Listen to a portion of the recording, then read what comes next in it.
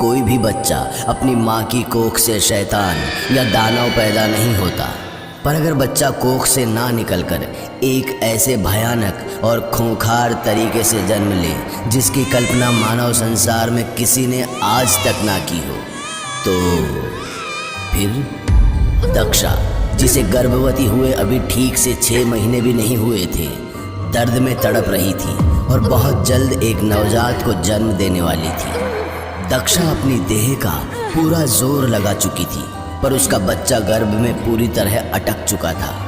दक्षा के कई प्रयासों के बाद भी जब बच्चा बाहर नहीं आया तो अपनी चल रही सांसों को आखिरी समझ उसने अपनी आंखें बंद कर ली और हाथ जोड़ परमात्मा से अपने किए हुए पापों की माफ़ी मांगने लगी।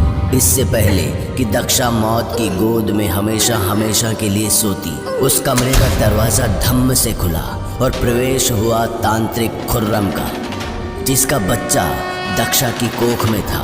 तांत्रिक ने अपनी कमर से खंजर निकाला और दक्षा के पेट को चीरते हुए अपनी बच्ची को उसकी कोख से निकाल लिया। दक्षा के खून से कमरे की ज़मीन स्याह लाल हो चुकी थी। एक जिंदगी सांसें त्याग दूसरी जिंदगी को सांसें दे चुकी थी। तांत्रिक की काली माया हर संभव कार्य कर सकती है, मगर एक बच्ची को पालना और उसे माँ बाप का प्यार देना शायद असंभव था। और इत्तेफाक भी देखिए, तांत्रिक ने इस बच्ची का नाम भी माया ही रखा। जब माया की उम्र की बच्चियां गुड्डे गुड्डियों से खेल रही होती थी, तब माया कंकालों को हाथ में ले शैतानी क्रियाओं में भाग ले रही होती थी। माया का बचपन उससे इस कदर छिन गया था कि दूसरे बच्चों को देख उसे घिन आती थी और उसके रहन सहन और वेशभूषा का ढंग किसी 20-25 साल की स्त्री जैसा हो चुका था। बहरहाल समय गुजरता गया और माया की शक्तियां बढ़ती चली गई।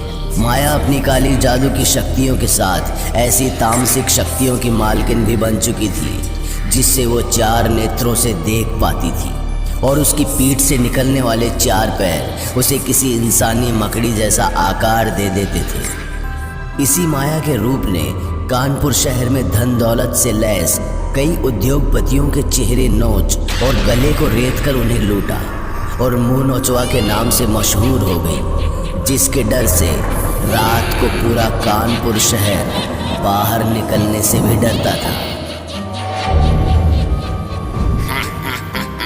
देख रही है माया बिटिया, नवाब साहब की पुश्तैनी हवेली है। जरा सोच, तूने अगर इस हवेली के मालिक को जान से मार दिया तो ये हवेली और इसमें रखी सारी धरोहर हमारी। बाबा, आज हम नहीं कर पाएंगे। पेट में मरोड़े पड़ रहे और सर दर्द से फटा जा रहा है। देख लड़की, माथा मत ठनका। पिछले 2 महीने से देख रहा हूँ, काम में मन नहीं लगता तेरा। बोल मत, तू मेरी वजह से जिंदा है। माया अपनी उम्र की लड़कियों से बिल्कुल अलग थी, मगर ये सच भी था कि उसके शरीर में हर वो बदलाव आ रहा था जो एक बढ़ती उम्र की लड़की में आता है। माहवारी, जिसे अंग्रेजी में पीरियड्स भी कहते हैं, उसके बारे में माया को जानकारी नहीं थी और तांत्रिक, उसके लिए तो माया एक खिलौना भर थी। जब जब माया तांत्रिक के दिए काम को इनकार कर देती, तांत्रिक अपनी छड़ी से उसके तलवे और पीठ पर इतनी जोरों से मारता कि अक्सर लाल निशान कई दिनों तक रहते। कमचौत, तुझसे तो आने के बाद निपटेंगे हम। पहले इस नवाब के भतीजे को मौत के हवाले करेंगे। तांत्रिक माया के पेट पर लात मार हवेली के अंदर चला गया। माया अपने पेट को पकड़े काफी देर तक वहीं लेटी रही। अचानक गोली चलने की आवाज से वो चौकन्ना हुई और अपना पेट पकड़कर हवेली के अंदर जाने लगी। हवेली में पहुंचते ही उसने देखा कि तांत्रिक पीठ के बल सीने पर हाथ रखे मर चुका था और उसकी छाती से खून बहता चला जा रहा था। तांत्रिक के ठीक सामने एक आदमी हाथ में दुनाली बंदूक और पैरों में चमड़े के जूते पहने खड़ा था। माया के लिए कुछ भी समझ पाना असंभव था और माहवारी की कमजोरी के चलते वो बेहोश होकर गिर पड़ी। माया को जब होश आया तो उसने पाया कि वो एक नर्म बिस्तर और कंबल की गर्म ओट में थी। उसके पेट पर एक हॉट बैग रखा हुआ था। उठने की जरूरत नहीं है, लेटी रहो और परेशान मत हो, तुम यहाँ महफूज हो। तुमने तांत्रिक को मार डाला, जानते हो कौन था वो? मुझे नहीं पता वो तुम्हारा क्या लगता था, मगर मेरे लिए वो मेरी बहन और उसके बच्चों का कातिल था। और न जाने कितने मासूमों का। जो आदमी एक लाचार बच्ची पर हाथ उठाए, उसे कोई हक नहीं है इस दुनिया में रहने का। और आखिर क्या लगता है वो तुम्हारा? वो आदमी मेरा बाप था, पर बाप होने का फर्ज उसने आज तक। मेरा पैर। तुम अभी आराम करो, कल जो भी तुम्हारा फैसला होगा वो मुझे मंजूर होगा। और कुछ भी खाने का मन करे तो बता देना, इन दिनों ऐसे मन मचलता है। एक आखिरी बात, बाप पैदा करने से नहीं, ख्याल रखने से बनता है। किसी अनजान का उसके प्रति ममता जगाना और इस तरह ख्याल रखने के भाव ने उसका मन मोह लिया और उसने उसी वक्त फैसला किया कि इस व्यक्ति के लिए वो दुनिया में किसी से भी लड़ जाएगी। अगले दिन जब माया ने उस व्यक्ति को अपना फैसला सुनाया तो उसने माया को गले लगाते हुए कहा, माया, मेरा नाम मल्हार है, पर आज से तुम चाहो तो मुझे अपना पिता मान सकती हो। क्या मैं आपको मल्हार बाबा कह सकती हूँ? बेशक, क्यों नहीं। और आखिरकार दो अधूरे लोगों को वो मिला जिसकी उन्हें सबसे ज्यादा जरूरत थी। मल्हार को अपनी बेटी और माया को एक। माया अक्सर दिन में अपने बाबा के साथ गार्डन में खेलती, लिविंग रूम में पढ़ती और रात को बाबा से नागमणि की कहानियां सुनकर सो जाती। माया अक्सर मल्हार से पूछती कि क्या सच में ऐसी नागमणि है जो किसी भी व्यक्ति को अजय और जिंदा कर सकती है। तो मल्हार उसका सिर्फ एक ही जवाब देता, कुछ कहानियां हकीकत ना ही हो तो अच्छा। देखते ही देखते 9 साल गुजर गए और माया समय के साथ अब एक जवान और खूबसूरत युवती में तब्दील हो चुकी थी, जिसे गली मोहल्ले में जाते देख लड़कों की सांसें थम जाती।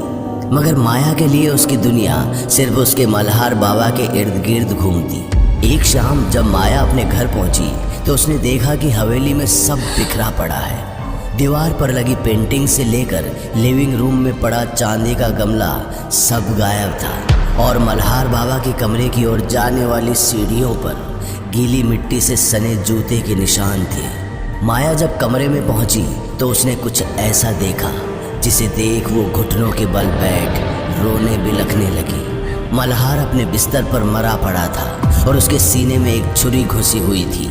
माया ने नजर घुमाई तो पाया कि कमरे में तिजोरी भी खुली पड़ी थी और सारे गहने जेवरात चोरी हो चुके थे।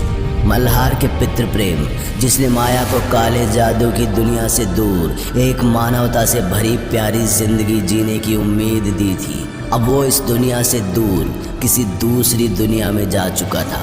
माया का गुस्सा हर मर्यादा और सीमा को इस कदर लांघ चुका था कि उसे बदले के सिवा कुछ नहीं दिख रहा था, जिसके चलते उसने एक मंत्र बुदबुदाया और पहले की तरह उसकी पीठ से मकड़ी के 4 पैर निकले और आंखें 2 से बढ़कर 4 हो चुकी थी। और उसके बाद जो हुआ उसकी उम्मीद चोरों ने शायद अपने सपने में भी नहीं लगाई होगी। रात के अंधेरे में शहर के चौक पर मुंह नोचवाने 2 लोगों को इस कदर मारा कि शायद देखने वालों की रूह तक कांप जाती। माया ने अपने मकड़ी के पैर दोनों के सीने में ऐसे धंसा दिए और अपनी आंखों से निकलती आग से दोनों के चेहरे ऐसे झुलसाए कि उनके अपने भी उन्हें ना पहचान पाए। एक वो दिन था और एक आज, जब से माया इस मणि की तलाश में ना जाने कितनों को मौत के घाट उतार चुकी थी और आखिरकार अपने मल्हार बाबा को वो दोबारा चाहिए तुम्हें वो मणि, अनोखी मेरी काया और नाम है मेरा माया। ऐसे ही कुछ इंट्रो की एक्सपेक्ट कर रही थी ना तुम? जमाना बदल गया है, लेकिन तुम नागिन लोगों का फैशन अभी तक वही। मैं शेषनाग कुल की। हाँ पता है तुम शिवन्या हो, तुम नाग मणि हासिल करने आई हो ना। बिना तुम्हारे रथ के इस नाग लोक का द्वार खुलेगा नहीं, वगैरह वगैरह वगैरह सब पता है मुझे। तुम ये सब कैसे जानती हो? मुंह खोलना है तो कुछ ओरिजिनल नया पूछो। क्या वही घिसे पिटे सवाल? बहन मेरी मान तो नाक बड़ी लेने से पहले कुछ अच्छे कपड़े ले ले, थोड़ा फैशन सेंस सुधर जाएगा। बस कर अपने उपहास नादान लड़की, मैं आखिरी मौका दे रही हूँ, चली जा वरना जान से मारी जाएगी। तेरी जैसी नागिन को तो पकाकर नाश्ते में खाती हूँ मैं। माया के इतना कहते ही शिवान्या के सब्र का बांध टूट पड़ा और उसने अपने नागिन के रूप में आ माया को अपनी पूंछ में लपेट लिया। परंतु वो इससे पहले उसे डाकुओं की भांति मसलती माया का पूरा शरीर एक क्षण में हजारों मकड़ियों के एक समूह में तब्दील हो गया, जो उसकी गिरफ्त से छूटते ही इधर उधर भाग निकला। शिवान्या इससे पहले परिस्थितियों को समझती अचानक सारी मशालें जो नागलोक के द्वार के पास पड़ी थी जलकर अचानक से बुझ गई और चांद भी बादलों में छुप गया। इस गहरे सन्नाटे में कुछ सुनाई दे रहा था तो वो थी शिवान्या की तेज चलती सांसें। शिवान्या को महसूस हुआ जैसे कोई उसकी पूंछ को मसल रहा है, जिसके जवाब में उसने नागास्त्र का स्मरण किया और अंदाजे से निशाना साधा जो सीधा माया की कमर में जा लगा। नागास्त्र माया की कमर में लगते ही नागलोक के द्वार की मशालें अपने आप जल पड़ी और माया जिसकी 4 आंखें थी अब अपने रूप में आ जमीन पर गिर अपनी आखिरी सांसें गिन रही थी। माया को मरता देख जैसे ही शिवान्या द्वार के करीब पहुंची तो माया ने उसके सामने प्रकट हो उसे चौंका दिया। शिवान्या ने पीछे मुड़कर देखा तो पाया कि जो मरा था वो माया नहीं बल्कि एक छलावा था और असली माया उसके सामने खड़ी थी। माया के 3 रूप एक एक कर शिवान्या को हर दिशा से घेर चुके थे और उसकी बदहाली पर जोर जोर से हंस रहे थे। पहली बार शिवान्या की आंखों में मौत का डर था और मौके की नज़ाकत का फायदा उठाते हुए माया ने शिवान्या के सीने में उसी के नागास्त्र को आर पार उतार दिया। अब तुम्हारे रक्त से नागलोक का द्वार खोलते हैं। अफसोस मेरे प्लान में तुम्हारा काम यहीं तक था। अब तुम हमेशा हमेशा के लिए सो सकती हो। इतना कहे माया ने शिवान्या को उसके बालों से उठा नागलोक के द्वार से कुछ दूर बहती नदी में मरने के लिए फेंक दिया। आखिरकार माया की सालों की तलाश समाप्त हुई। नागलोक में प्रवेश करते ही वो मंत्रमुग्ध हो चुकी थी। चांद की सुंदर लालिमा, खुला आसमान और शीशे से साफ नीर के बहते झरने जिसमें तारों की छवि मोतियों के समान चमक रही हो। इसी सुंदरता के पीछे झरने के भीतर उसे हरे पन्ने सा चमकता एक पत्थर दिखा जिसकी चमक कोहरे को भी चीर कर बाहर आ रही थी। नाग बड़ी। एक बूढ़ा शास्त्री नदी किनारे अपने भोजन के लिए नदी से पानी लेने आया ही था कि अचानक उसे शिवान्या का मूर्छित शरीर नदी में बहता दिखाई दिया। इससे पहले कि वो कुछ सोचता और समझता नीलवंती यक्षिणी भी वहीं अवतरित हुई, जिसे देख शास्त्री ने कहा, नाविका तुम? क्या माया नागमणि की बदौलत अपने मल्हार बाबा को जीवित कर पाएगी? आखिर क्यों इतने सालों बाद नीलवंती यक्षिणी उसी राजू से मिलने आई जिसने उस रात नीलवंती की तपस्या भंग की थी? और क्या यही शिवान्या का अंत है? इन सभी सवालों के जवाब मिलेंगे अगले भाग में। तब तक देखते रहिए